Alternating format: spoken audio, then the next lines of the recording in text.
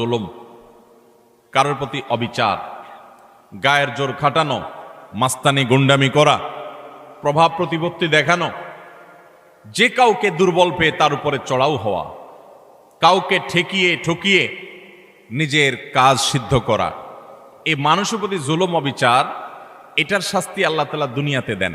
পৃথিবীর ইতিহাসে এমন একজন জালেম দেখাতে পারবেন না যে জালেম জুলুম করেছে আর তার প্রায়শ্চিত্ত তাকে দুনিয়াতে পেতে হয়নি। আল্লাহ ছাড় দেন। আল্লাহ বলেছেন ছাড় দেওয়ার পরে যখন ধরি, সে ধরাটা হয় বড় শক্ত, সেটা থেকে বাঁচার কোনো উপায় থাকে?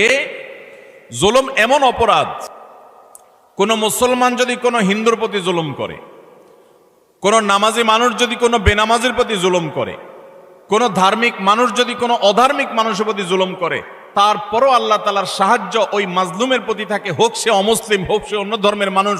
কারণ জুলুমকে আল্লাহ কখনো সহ্য করেন